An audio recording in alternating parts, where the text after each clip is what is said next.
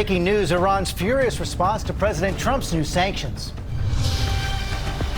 This morning, tensions on the rise as Iran fires back at the United States, lashing out at the White House, saying now that any chance for diplomacy is permanently over after new sanctions aimed at their supreme leader and his regime.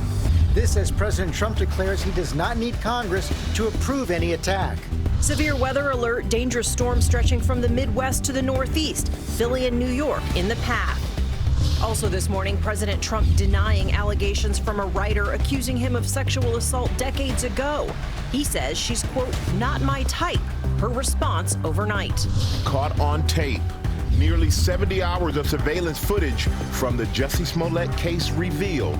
The moment police find the Empire actor in his apartment still wearing what he claims is a noose, as the city of Chicago fights to prove it was all a hoax.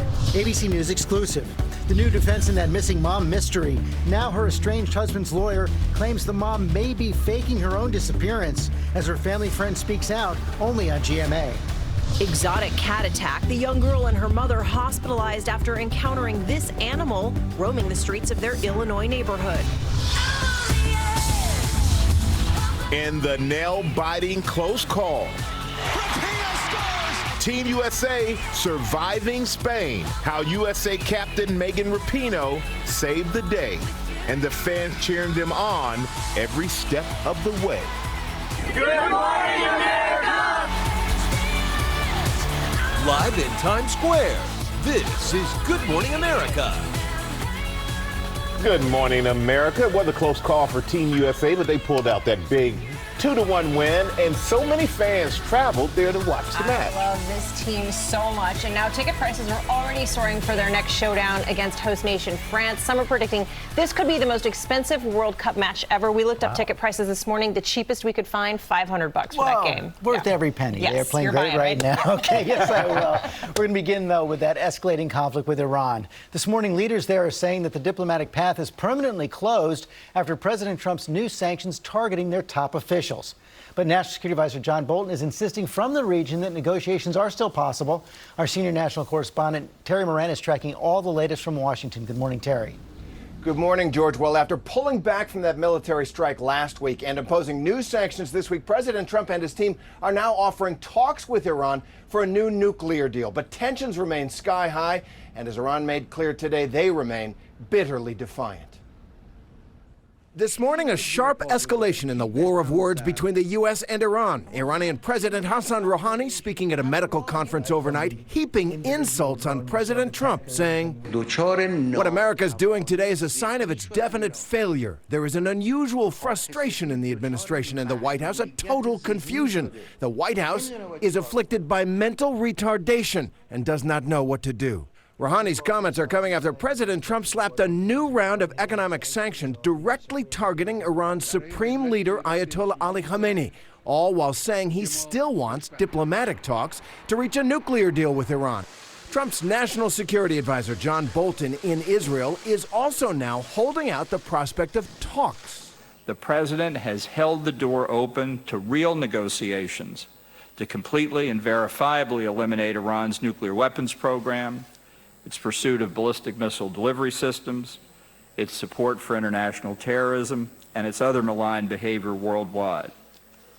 All that Iran needs to do is to walk through that open door. Iran's response to all this, a flat no. An official saying there is now a permanent closure of diplomacy with the desperate government of America. And President Trump is declaring he's got the power to attack Iran without any congressional approval. I like the idea of keeping Congress abreast, but I wouldn't have to do that. Sure. Nancy Pelosi actually said you must have congressional approval. So you disagree with her on that? I disagree. I think most people seem to disagree, but I do like keeping them. They have ideas, that intelligent people, they'll come up with some thoughts. I actually learned a couple of things the other day when we had our meeting with Congress, which were, I think, helpful to me. But I do like keeping them abreast, but I don't have to do it illegally. And President Trump emphasizes the military option remains on the table. But with all the military brinksmanship and economic sanction and the offers to talk, a lot of analysts are saying what the president has are options in search of a strategy. George? And real dangers of miscalculation. Okay, Terry, thanks very much. Michael? All right, thank you, George. And now we're going to go to that severe weather, dangerous storm sweeping across the country. Take a look at these dark clouds moving into Atlanta. Power knocked out there overnight. Millions from the Midwest to the Northeast are on alert, and Ginger is tracking it all. Good morning, Ginger. Good morning to you, Michael. Almost 200 severe storm reports, including 2 reported tornadoes in Charleston, West Virginia. Yes, this is what people were seeing when they looked out the window, and this is what happened. Damage there, power out. People had trees into their homes and cars. And then in Atlanta, the power lines were ripped down as well. So this was spreading over a very large area, including, we had some storms that dropped up to 3 inches of rain in Houston in just an hour. That was Highway 288, by the way. So that's what we could see along a new front right there from Chicago back through parts of Missouri. Topeka, Kansas is in it. The Quad Cities all have to look to Cecilia today for the damaging wind primarily, so in excess of 70 miles per hour, but also tornadoes, hail, and then that flash flooding. Be a rough one for a lot of people. Okay, Ginger, thanks. We'll turn now to President Trump and his response to a new allegation from a woman who claims he sexually assaulted her in a department store dressing room 23 years ago. Overnight, the president denied the allegation, saying, quote, "She's not my type." Our chief national affairs correspondent Tom Yamas is here with more. Good morning, Tom. Cecilia, good morning to you. This has turned into an ugly war of words over an incident that Elle magazine columnist E. Jean Carroll says has haunted her for 2 decades. The president has said the allegation is made up, citing no known surveillance footage or people who witnessed it, and now going one step further. Overnight, President Trump accusing writer E. Jean Carroll of totally lying after she claimed that he sexually assaulted her in a dressing room in the mid-90s.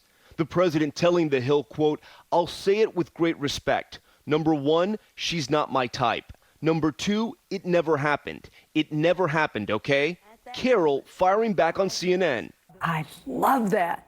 I am so glad I am not his type. In her new book, What Do We Need Men For?, the longtime advice columnist described the alleged assault she says happened around 23 years ago inside of a dressing room at Bergdorf Goodman, writing, "Trump was forcing himself on her," adding, "It turns into a colossal struggle. I try to stomp his foot. I try to push him off," alleging it didn't stop until she says, "I turn, open the door, and run out the dressing room." Carroll says she never reported the incident to police, but ABC News spoke with 2 of her friends who did not want to be named that back her account, telling us she confided in them after the alleged incident. Trump has faced more than a dozen allegations of sexual misconduct or sexual assault, all of which he has denied. Carroll says the president's response to her allegation is similar to that of other accusers. He denies, he turns it around, he threatens, and he attacks. This is also not the first time the president has commented on his accusers' looks. At a 2016 campaign rally, then candidate Trump had this to say about a woman who accused him of groping her on a plane years before. Believe me, she would not be my first choice, that I can tell you. Man. You don't know. That would not be my first choice.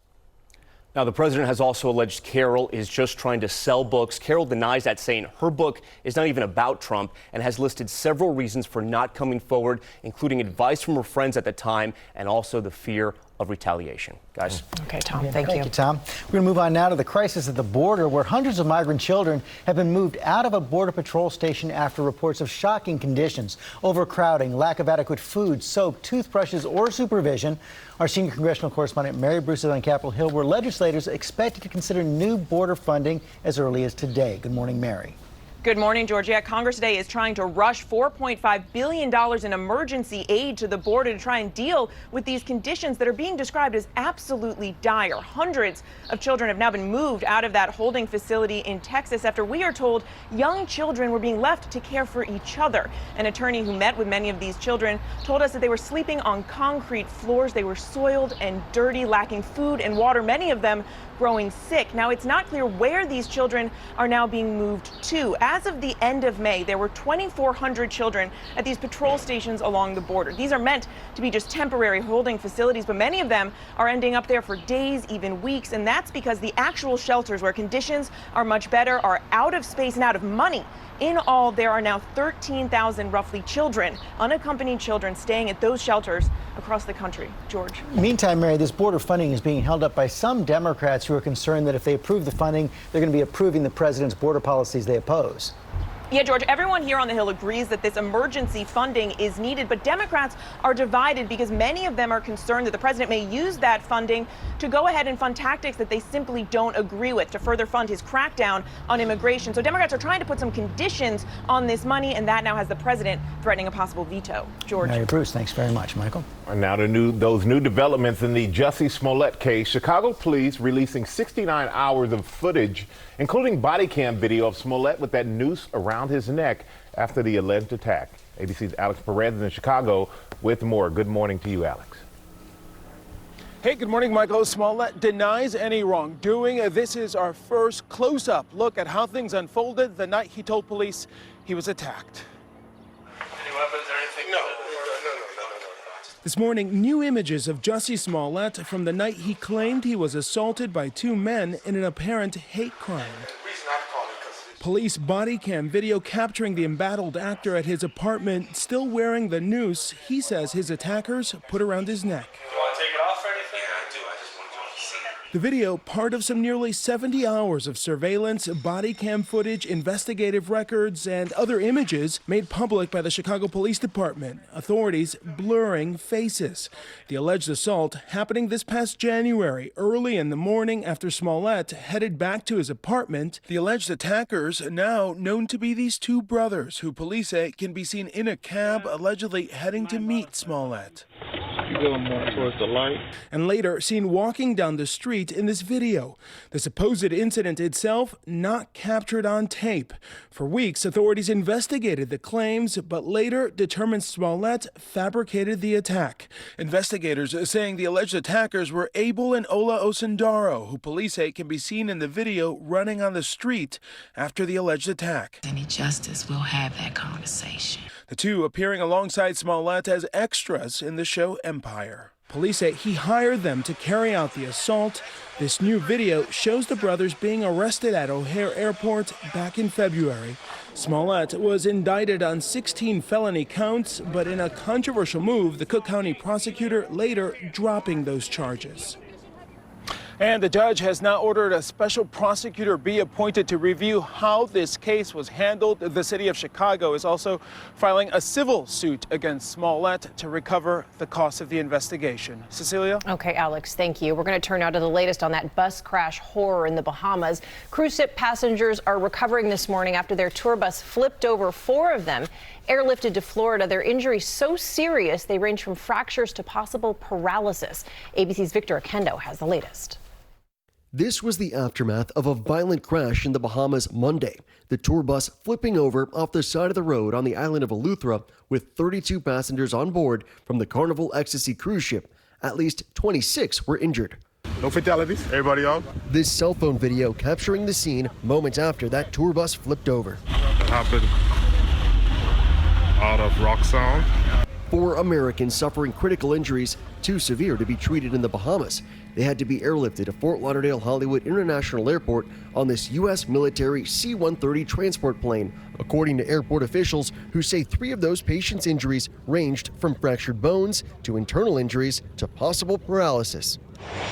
Rescue crews ready and waiting on the tarmac to transport them to the hospital for treatment were told they were conscious and speaking to paramedics. The Carnival Ecstasy on a 5-day Bahamas cruise that departed Jacksonville, Florida Saturday. In a statement to ABC News, Carnival says they're providing support to their guests and they've suspended several of their shore excursions. 3 out of the 4 Americans are still being treated here at the hospital. The cause of that crash is under investigation. George? Okay, thank you, Victor. We're going to move on now to the search now for a missing college student in Utah. Mackenzie Lewick was last seen more than a week ago taking a lift from the airport to a park where she was met by someone in a car. ABC's Clayton Sandell has the story. This morning, it's the big question. Who is the mystery person Mackenzie Lewick met in the middle of the night just before she vanished? You're just thinking about the worst 24/7. The 23-year-old University of Utah senior returned from a family funeral June 17th, flying from L.A. to Salt Lake City, landing late 1:35 a.m., texting her mother at 2:01, then catching a Lyft ride to a park, arriving there at 2:59 a.m. Mackenzie was met at Hatch Park by an individual in a vehicle. The Lyft driver left Mackenzie at the park with that person and stated that Mackenzie did not appear to be in any type of distress. But from there, Lueck drops off the grid. Friends and family say no sign of her. Her phone switched off. She misses a midterm exam and a flight to LA on Sunday. She isn't somebody that would just go off the grid and disappear. Police say for now, there's no evidence of foul play. Occasionally, the police work a missing person case where the person does not want to have contact with family or friends. If that is the case, Mackenzie, we are asking you to please reach out to either the Salt Lake City Police Department or a law enforcement agency where you are at. We just want to make sure you are safe, and we will respect your wishes. Now, this is the park where Lueck was last seen. Police say they want to know if she had any secret social media accounts or cell phones. They also say that Lyft driver, his story checks out. He is not considered a suspect. Michael? All right, thank you so much. Wow, baffling. Now to the close call at the World Cup. The U.S. women's national team, they pulled off a down-to-the-wire win against Spain. Will Reeve is here with all the details. Hey, Will. Michael, now the Women's World Cup has truly begun. The U.S. women's national team, they cruised through the opening three matches of the first round, but they got their first taste of adversity in the knockout stage. Facing elimination, a veteran brought them through in dramatic fashion. Give and go, Rapinoe, low shot wide. For the first time in this World Cup, the U.S. women faced a test, with midfielder Megan Rapinoe emerging as the team's hero in a hard-fought nail-biter against Spain. And really important work by Megan Rapinoe. They've given the USA everything they can handle and then some. Rapinoe, the 33-year-old from Redding, California, putting the red, white, and blue on her back, scoring 2 goals on penalty kicks. Rapinoe shot, goal, U.S. leads. The first just minutes into the match. Almost immediately, Spain responded. And there's the goal. The first goal conceded by the U.S. all tournament, turning the second half into a do-or-die fight. First time the USA has faced any kind of adversity at all in this World Cup. A controversial late foul by Spain, confirmed by video review, put Rapinoe back on the spot. Rapinoe will strike. Rapinoe scores. Rapinoe, a co-captain and one of the oldest players on the team, delivering the winning goal for the U.S. and joy to the fans swept up in World Cup fever. Spain defeated. This group of school children in the Bronx erupting in cheers in a video from Bleacher Report as the U.S. locked in the win. Host nation France awaits the U.S. in the quarterfinals on Friday as American fans travel halfway around the world to support their team. U.S. is going to the quarter. Whoever's out there for the U.S. on Friday will need to bring their A game. France is a favorite to win the whole thing. Not going to be easy. No, it's not. But if it were easy, anyone could do it, right? Crossed. That's true. We'd be out there. Yeah, for sure. Well, you might. I don't know about me. Thank you, Will. A lot of other news this morning, including the latest in that missing mom mystery. Now her estranged husband's lawyer is claiming she may have faked her own disappearance. We're going to have what her family friend is saying on GMA. Also this morning, the woman who says she was trapped on a plane after falling asleep during the flight, waking up alone in the dark, unable to contact anyone, how she finally got out. First, let's go back over to Ginger. Wow. Okay, so how about when I tell you 112,000 acre fire, does that mean anything to you? How about it's 8 times the size of Manhattan, just east of Phoenix? So you know they've got some air quality alerts. The heat that's been in the south will finally bubble up with that ridge. We're going to see temps in the 90s. These are actual temps by the end of the week. Your local weather in 30 seconds. First, the Tuesday trivia, sponsored by Crest. New Crest gum and sensitivity. And then I jump on the trampoline. Ah, Brain freeze. no, it's my teeth. Your teeth hurt? Sensitivity. Gotta do something about it. 80% of sensitivity starts at the gum line. So treat sensitivity at the source. New Crest gum and sensitivity starts treating sensitivity immediately at the gum line for relief within days and wraps your teeth in sensitivity protection. Oh, your teeth? No, it's brain freeze. Crest. Healthy, beautiful smiles for life. Find ways to beat the heat today. We're not going to have much in the way of any rain, but very high temperatures, 90 degrees and higher starting today and going for about 6 days. 80 degrees at 10 a.m. By the time we get to 4 p.m., less humid, but up to 91 degrees. Look at your Thursday, your Friday, 95, 96 degrees. A little cooler coming our way on Monday, but 4th of July in sight, still with 90s in the forecast. A lot of humidity, too, coming our way by Sunday. Right back. So Kim, you going for a big Drive Safe and Save discount? Yep, using the app, I've been quite vigilant. Sharon says step on it. The meeting started. Okay, write her back. Dear